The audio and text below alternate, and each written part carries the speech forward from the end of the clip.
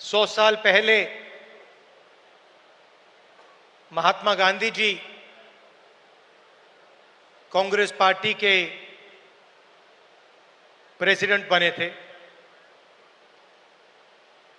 और 150 साल पहले सरदार पटेल जी इस धरती पे पैदा हुए थे। गांधी जी, सरदार पटेल जी ये कांग्रेस पार्टी के फाउंडेशन है, कांग्रेस पार्टी की नींव है।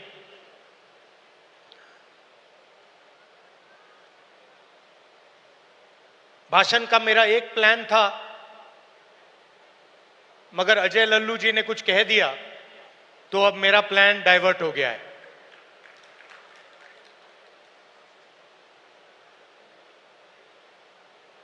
अभी उन्होंने कहा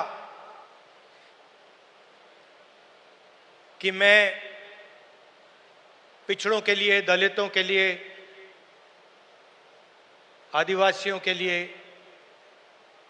गरीब लोगों के लिए काम कर रहा हूं। वो सच है, मगर उन्होंने बात जोड़ी कि आने वाले समय में लोग मेरा नाम याद करेंगे और जैसे ही ये शब्द उनके मुंह से निकले तो मुझे एक बात याद आई।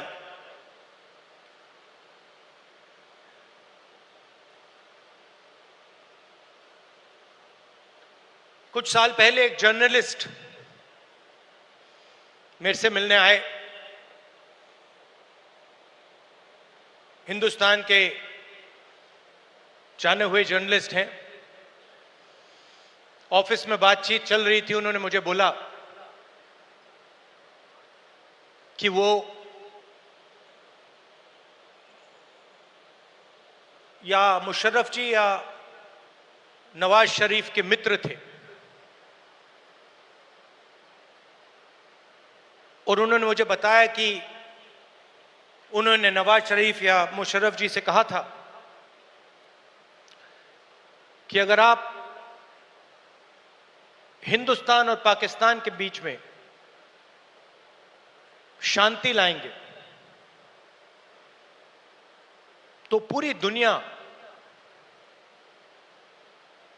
आपका नाम याद करेगी। और उस टाइम जब जर्नलिस्ट ने कहा था, मुझे एक बात याद आई थी। जैसे ही उसके मुंह से ये शब्द निकले थे, मेरे दिमाग में ये बात उठी थी कि मैं छोटा सा बच्चा था, 7-8 साल का, और मैंने इंदिरा गांधी जी से यह सवाल पूछा कि दादी, मरने के बाद आपके बारे में लोगों को क्या कहना चाहिए, क्या सोचना चाहिए? जानते हो इंदिरा गांधी जी ने क्या जवाब दिया, जो मुझे आज तक परफेक्ट जवाब लगा।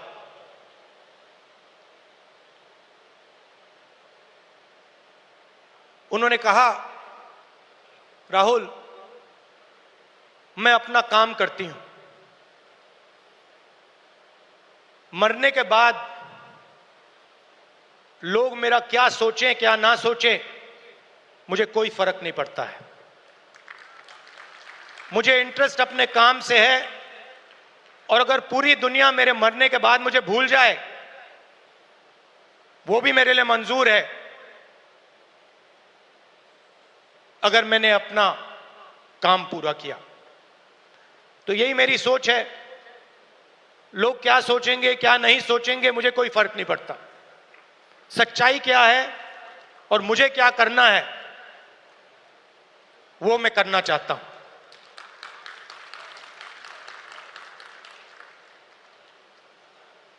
तेलंगाना में हमने एक क्रांतिकारी कदम उठाया, जाति जनगणना। उससे कुछ महीने पहले मैंने पार्लियामेंट हाउस में भाषण दिया था। मोदी जी के सामने कहा कि मोदी जी आप जाति जनगणना कराइए, देश को मालूम होना चाहिए इस देश में दलित कितने हैं,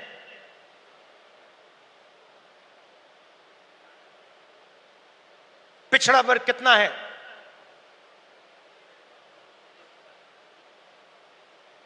अति पिछड़ा कितना है, अति दलित कितने हैं, आदिवासी कितने हैं, माइनॉरिटीज कितने हैं, गरीब जनरल कास्ट के कितने लोग हैं।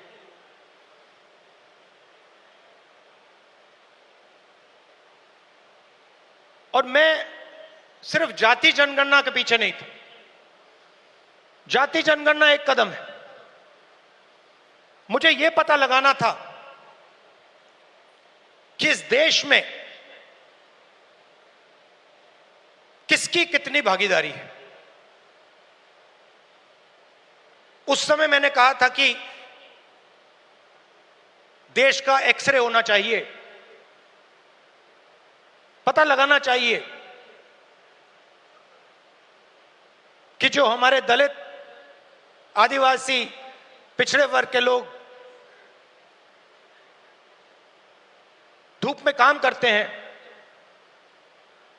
मजदूरी करते हैं, क्या सचमुच में ये देश उनकी इज्जत करता है? क्या सचमुच में ये देश उनको जगह देता है? ये मेरे दिमाग में सवाल था। मोदी जी ने, आरएसएस ने साफ कह दिया हम जाति जनगणना नहीं करेंगे, हम जानना नहीं चाहते हैं, हम समझना नहीं चाहते हैं, हम लोगों को बताना नहीं चाहते हैं कि इस देश में दलितों को, आदिवासियों को, पिछड़ों को, गरीब जनरल कास्ट को, माइनॉरिटीज को कितनी भागीदारी मिलती है, हम छुपाना चाहते हैं। और वहां मैंने सामने बोल दिया कि आप छुपाइए जितना छुपाना है।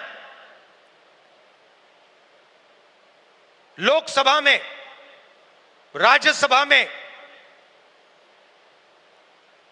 हम कानून पास करेंगे, आपके बिल्कुल सामने कानून पास करेंगे, जाति जनगणना यहीं से निकालेंगे। तेलंगाना में किया और आप हैरान हो जाओगे, रेवंत रेड्डी जी ने बोला मगर डिटेल में नहीं गए। और मैं जानता हूं कि जो तेलंगाना की हालत है वो इस देश के हर प्रदेश की हालत है। तेलंगाना में 90% आबादी ओबीसी, अति पिछड़ा, दलित, अति दलित, माइनॉरिटी, आदिवासी।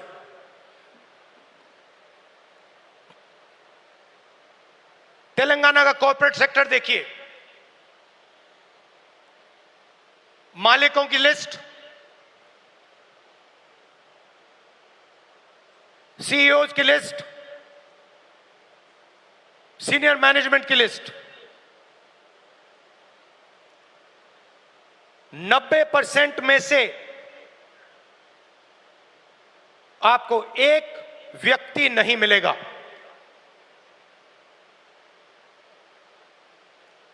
नब्बे % की भागीदारी तेलंगाना के कॉर्पोरेट सेक्टर में है ही नहीं।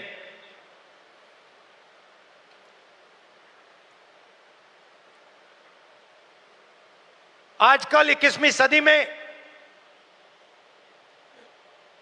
मजदूर को गिग वर्कर कहा जाता है।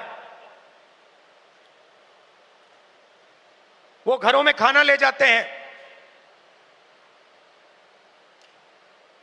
घरों में खाना पकाते हैं,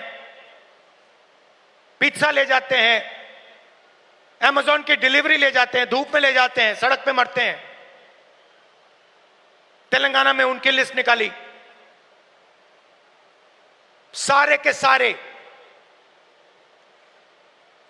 या ओबीसी या दलित या आदिवासी।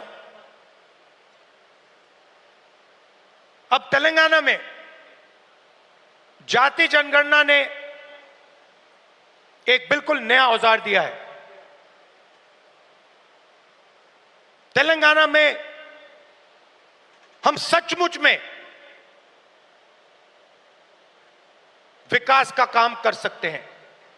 तेलंगाना में हम पिन पॉइंट एक्यूरेसी के साथ भागीदारी के बारे में हर सेक्टर में आपको बता सकते हैं। और मैं खुश हुआ कि जाति जनगणना होने के एकदम बाद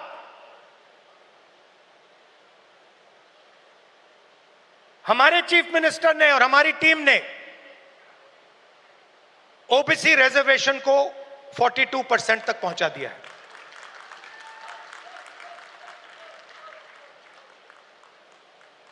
हम सुपर पावर की बात करते हैं, मगर जब धन की बात होती है, भागीदारी की बात होती है, कॉर्पोरेट इंडिया की बात होती है, चाहे प्राइवेट अस्पताल हो, प्राइवेट एजुकेशन सिस्टम हो, 90% उसमें है ही नहीं। मोदी जी 24 घंटा पिछले वर्ग की बात करते हैं, दलितों की बात करते हैं, आदिवासियों वनवासियों की बात करते हैं, वो उनको वनवासी कहते हैं। मगर जब उनकी भागीदारी का सवाल आता है, जब उनके पार्टिसिपेशन का सवाल आता है, तो बीजेपी के लोग बिल्कुल चुप हो जाते हैं। तो ये तेलंगाना ने एक क्रांतिकारी कदम उठाया है और पूरे देश को रास्ता दिखाया है। और मैं फिर से दोहरा के कह रहा हूं, इस स्टेज से आप सब के साथ कह रहा हूं कि 50% की जो दीवार है, इसको हम पूरे देश में तोड़ के परे कर देंगे। और जो शुरुआत हमने तेलंगाना में की है, वही हम दिल्ली में पूरे हिंदुस्तान के लिए करने जा रहे हैं। एससी एसटी सब प्लान की मैंने बात उठाई, क्रांतिकारी कानून लाए थे हम, इसको बीजेपी ने रद्द कर दिया है। एक के बाद एक हिंदुस्तान की सारी संस्थाओं पर यह आक्रमण कर रहे हैं। जहां भी आपको पहले दलितों को, पिछड़ों को, आदिवासियों को, गरीब जनरल कास्ट को जहां भी पहले जगह मिलती थी, वो सारे के सारे दरवाजे एक के बाद एक बंद कर रहे हैं। पहले हिंदुस्तान के हर जात के युवा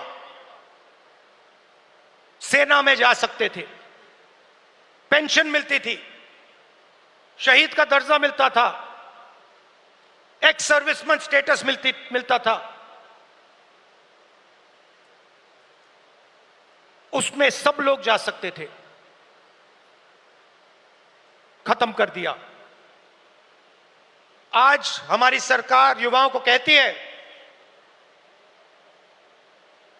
कि अगर आप युद्ध में शहीद होगे और अगर आप अग्निवीर हो, तो हम आपको ना पेंशन देंगे, ना शहीद का दर्जा देंगे। आपके साथ में जो लड़ रहा है उसको मिलेगा, मगर आपको नहीं मिलेगा। रास्ता किसके लिए बंद किया? गरीबों के लिए, गरीब जनरल कास्ट, दलित, पिछड़ा वर्ग, अति पिछड़ा वर्ग, आदिवासियों के लिए पहले पब्लिक सेक्टर हुआ करता था, उसमें हर जात के लोग जा सकते थे। Steel authority India, BHEL, BSNL, HAL, ये आप सबको, पूरे देश के युवाओं को रोजगार देते थे, अपॉर्चुनिटी देते थे। एक के बाद एक इनको बंद किया जा रहा है।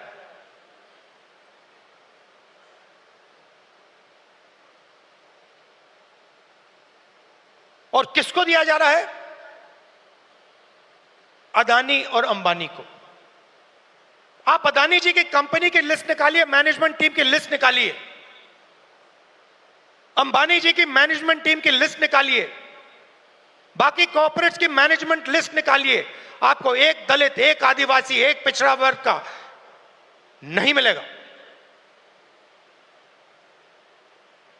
तो 90% का कुछ बचा ही नहीं। 90% के लिए मजदूरी, बेरोजगारी,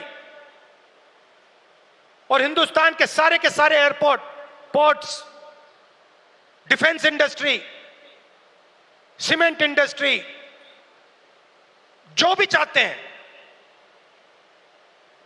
अदानी जी को। छत्तीसगढ़ में माइन चाहिए, बस्तर में माइंस चाहिए, मिलेंगी। झारखंड में माइंस चाहिए, बिहार में माइंस चाहिए, मिलेगी। बंबई का एयरपोर्ट चाहिए, ले लो। लखनऊ का एयरपोर्ट चाहिए, ले लो। डिफेंस इंडस्ट्री चाहिए, ले लो। HAL को परे करो, BHEL को परे करो, बनाओ जो बनाना है। तो सारा का सारा धन, सारी की सारी अपॉर्चुनिटीज 90% से छीनी जा रही है। पहले नरेंद्र मोदी अमेरिका गए, याद है आपको, गले लगे थे, याद है? इस बार गले लगने वाली फोटो देखी आपने? देखी? कहां गायब हो गई? राष्ट्रपति ट्रंप ने ऑर्डर दिया, जिनको मोदी जी अपने मित्र कहते हैं, ऑर्डर दिया, सुनो, इस बार गले नहीं लगेंगे, इस बार नए टैरिफ लगाएंगे। चूं तक नहीं निकली, आज तक गायब है। जनता का ध्यान वहां ना चला जाए तो पार्लियामेंट में 2 दिन ड्रामा चलाया, मगर सच्चाई है कि आर्थिक तूफान आने वाला है। कोविड आया था, नरेंद्र मोदी जी ने थाली बजवाई, मोबाइल फोन की लाइट दिखवाई। अब आर्थिक तूफान आ रहा है, सामने है, करोड़ों लोगों को नुकसान होगा। 50 साल से सबसे ज्यादा बेरोजगारी आज है। कहां गए नरेंद्र मोदी? कहां छुप गए हैं?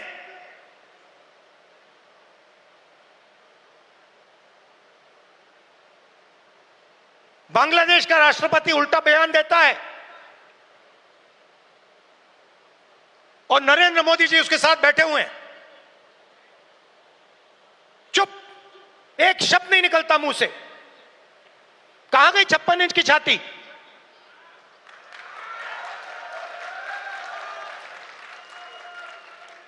जब प्रधानमंत्री को कहना था, इंदिरा गांधी से एक बार किसी ने पूछा, डू यू लीन लेफ्ट और राइट, मतलब आप दाएं लीन करती हैं, बाएं लीन करती हैं? इंदिरा गांधी जी ने कहा, मैं हिंदुस्तान की प्रधानमंत्री हूं, मैं ना दाएं लीन करती हूं ना बाएं लीन करती हूं, बीच में सीधी खड़ी रहती हूं। ये हमारे जो नए प्रधानमंत्री हैं, ये सीधा सामने मत्था टेक देते हैं।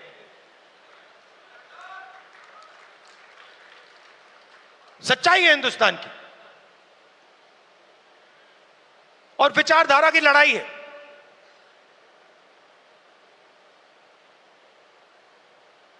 आप लोग हो सेना, बब्बर शेर।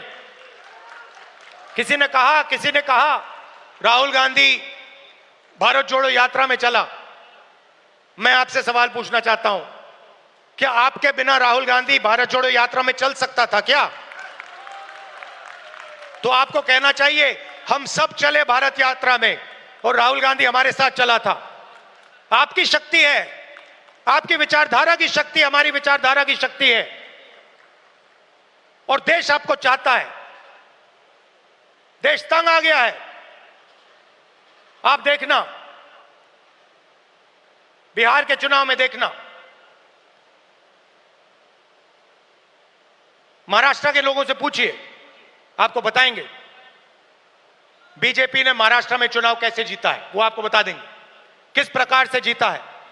इलेक्शन कमीशन से हमने वोटर लिस्ट, महाराष्ट्र की वोटर लिस्ट हम पूछ पूछ के थक गए। आज तक इलेक्शन कमीशन हमें महाराष्ट्र की वोटर लिस्ट नहीं दे पा रहा है। यह सच्चाई है। मगर आने वाले समय में यहां पे बदलाव आने वाला है।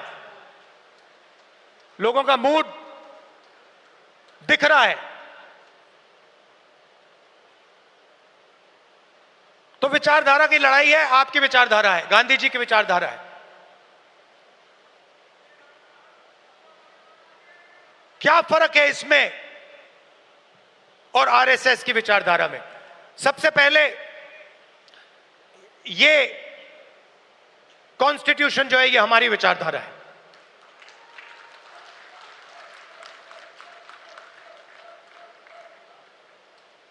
इसमें गांधी जी की, अंबेडकर जी की, पटेल जी की, बुद्ध भगवान की, नारायण गुरु जी की, गुरु नानक जी की, कबीर जी की, बसवना जी की विचारधारा है। यह 70 साल पुराना डॉक्यूमेंट नहीं है, यह हजारों साल पुरानी सोच है, और यह आपकी है।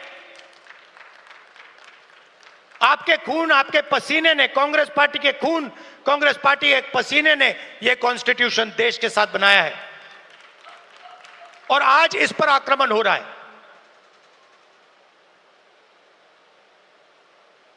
संस्थाओं पर आक्रमण होता है।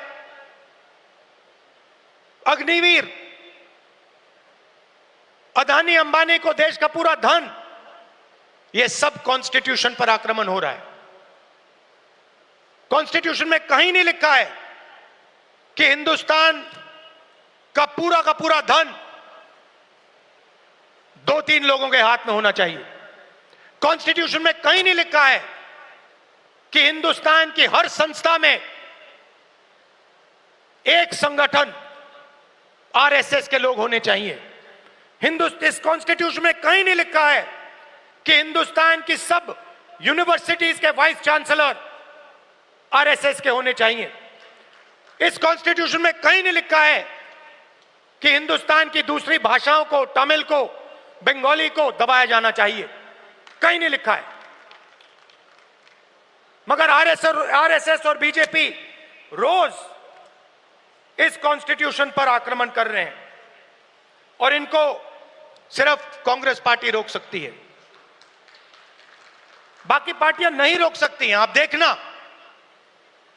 क्योंकि यह विचारधारा की लड़ाई है। जिस पार्टी के पास विचारधारा नहीं है, क्लैरिटी नहीं है, वो बीजेपी, आरएसएस के सामने नहीं खड़ी हो सकती। जिस पार्टी के पास विचारधारा है, वो ही आरएसएस और बीजेपी का मुकाबला कर सकती है और वो ही आरएसएस और बीजेपी को हराएगी। और आजादी से पहले एक बात याद रखिए, भूलिए मत, आजादी में हम सिर्फ अंग्रेजों से नहीं लड़े थे, हम अंग्रेज और आरएसएस की विचारधारा के खिलाफ लड़े थे। ये सारे जो आरएसएस के लोग हैं, इनकी विचारधारा फ्रीडम स्ट्रगल की विचारधारा नहीं है। जिस दिन कॉन्स्टिट्यूशन लागू हुआ था, जिस दिन यह किताब लिखी गई थी, उस दिन इस कॉन्स्टिट्यूशन के खिलाफ आरएसएस ने रामलीला मैदान में इस कॉन्स्टिट्यूशन को जलाया था। सालों के लिए इस कॉन्स्टिट्यूशन में लिखा है कि हमारे देश का जो झंडा है वो तिरंगा होगा। सालों के लिए आरएसएस ने तिरंगा को सलूट नहीं मारा था। यह सच है। आज जो भी कहें, उनकी विचारधारा कॉन्स्टिट्यूशन के खिलाफ है। वो लोकतंत्र को खत्म करना चाहते हैं, वो हिंदुस्तान की सारी संस्थाओं को कंट्रोल करना चाहते हैं और अंबानी अदानी को हिंदुस्तान का पूरा धन पकड़ाना चाहते हैं। और हमारी विचारधारा कहती है कि यह देश हर जात का, हर धर्म का है, हर भाषा का है। इस देश की संस्थाएं, इस देश के इंस्टीट्यूशंस किसी एक संगठन के नहीं हैं, कांग्रेस पार्टी के नहीं हैं, इस देश की जनता के हैं और इस देश की जनता को उन इंस्टीट्यूशंस पर कंट्रोल होना चाहिए। यह लड़ाई चल रही है। कुछ दिन पहले बीजेपी ने लोकसभा में वक्फ बिल पास किया। वक्फ बिल फ्रीडम ऑफ रिलीजन पर आक्रमण है, कॉन्स्टिट्यूशन पर आक्रमण है। दम ऑब्जर्वर न्यूज़पेपर, उनका जो न्यूज़पेपर है, ऑर्गेनाइजर, सॉरी ऑब्जर्वर नहीं, ऑर्गेनाइजर में लिखते हैं कि अब जो क्रिश्चियन कम्युनिटी है, उनकी जमीन पर हम आक्रमण करने जा रहे हैं। हमारे सिख भाई हैं, आपके पास भी आएंगे। तो आप ये मत सोचिए कि ये आप पर आक्रमण नहीं है।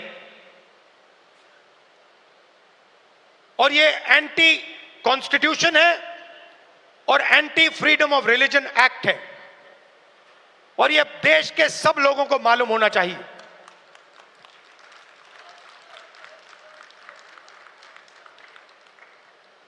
तो हम चाहते हैं कि हर कम्युनिटी, हर धर्म, हर भाषा को इस देश में इज्जत मिले, रिस्पेक्ट मिले, जगह मिले। हम चाहते हैं कि यह देश सब लोगों का हो और हर धर्म, हर जात, हर भाषा को इस देश से फायदा मिले। यहां पीछे जूली जी हैं, कहां हैं आप? जूली जी कहां हैं? जूली जी टीकाराम जूली जी कहां है भाई? हाँ, जूली बुलाइए उनको।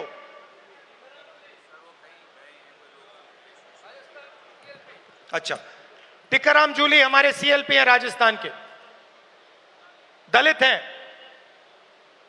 मंदिर गए थे, उनके मंदिर में जाने के बाद बीजेपी के नेताओं ने मंदिर को साफ करवाया, धुलवाया, और वो अपने आप को हिंदू कहते हैं। एक दलित व्यक्ति को मंदिर में जाने का अधिकार नहीं देते हैं, और जब जाता है तो फिर मंदिर को धुलवाते हैं। ये हमारा धर्म नहीं है, ये हमारा धर्म नहीं है। हम भी अपने आप को हिंदू कहलाते हैं, मगर ये हमारा धर्म नहीं है। हमारा धर्म वो है जो हर व्यक्ति का आदर करता है, हर व्यक्ति को रिस्पेक्ट देता है। और ये जो बात है, चाहे ये दलितों के खिलाफ हो, पिछड़ों के खिलाफ हो, ये बीजेपी के हर कार्यकर्ता के दिल के अंदर छुपी हुई है। ये है आप में और उनमें फर्क। आपके लिए चाहे दलित हो, आदिवासी हो, पिछड़े हो, महिला हो, अल्पसंख्यक हो, आप सबकी रिस्पेक्ट करते हो। हमारा हर कार्यकर्ता हिंदुस्तान के हर व्यक्ति की रिस्पेक्ट करता है। उनके दिल में नफरत भरी हुई है। 21वीं सदी में वो कह नहीं सकते हैं क्योंकि कॉन्स्टिट्यूशन है, मगर दिल में जो उन्होंने जूली साहब के साथ किया, वही वो आप सबके साथ करना चाहते हैं। ये उनकी सच्चाई है, और लड़ाई इसी बात की है। हमारे लिए सब लोग इंसान हैं, सब लोगों से हम मोहब्बत करते हैं, सब लोगों की हम रिस्पेक्ट करते हैं। उनके लिए अलग अलग है। कोई दलित है, उसको मंदिर में नहीं जाना चाहिए। कोई मोची है, उसे सॉफ्टवेयर इंजीनियर नहीं बनना चाहिए। कोई गरीब किसान का बेटा है, उसे अंग्रेजी नहीं सीखनी चाहिए। ऐसा हिंदुस्तान हमें नहीं चाहिए, और हम होने भी नहीं देंगे। आखिरी बात आपसे कहना चाहता हूं संगठन के बारे में। कांग्रेस प्रेसिडेंट, वर्किंग कमेटी और पार्टी के सीनियर नेताओं की काफी मीटिंग हुई है, और हम चाहते हैं कि जो हमारे डिस्ट्रिक्ट प्रेसिडेंट्स हैं, उन्हें हम पार्टी की नींव बनाएं। और हम चाहते हैं कि उन्हें, जो हमारे डिस्ट्रिक्ट प्रेसिडेंट्स हैं, डिस्ट्रिक्ट कमेटीज हैं,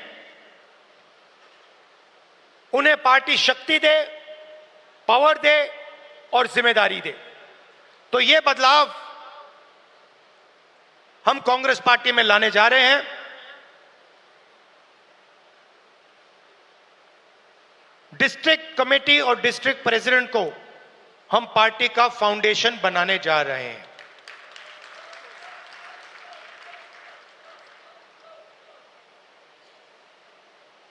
अंत में आप सबको लड़ना है, और मैं जानता हूं कि यह आसान नहीं है, क्योंकि उनके पास धन है, उनके पास हिंदुस्तान के सारे इंस्टीट्यूशंस हैं, उनके पास सब कुछ है। मगर जीत हमारी होगी, क्योंकि हमारे पास सच्चाई है और देश की जनता का प्यार है। तो घबराने की कोई जरूरत नहीं है। आप देखना, आने वाले समय में कांग्रेस पार्टी, बीजेपी और आरएसएस का क्या करने जा रही है। अब मुझे पीछे से कह रहे हैं कि जो हमारे साउथ के लोग हैं उनके लिए अंग्रेजी में बोलना है, तो थोड़ा सा मैं अंग्रेजी में बोलता हूं। Brothers and sisters, the fight is about the Constitution. This Constitution was prepared by the Congress Party, by the people of India, by Mahatma Gandhi, Ambedkar, Jawaharlal Nehru, Sardar Patel ji, Ambedkar ji. This Constitution is under attack. This Constitution is an ideological document that reflects the ideology of the Congress Party. It does not reflect the ideology of the Sangh Parivar or the RSS.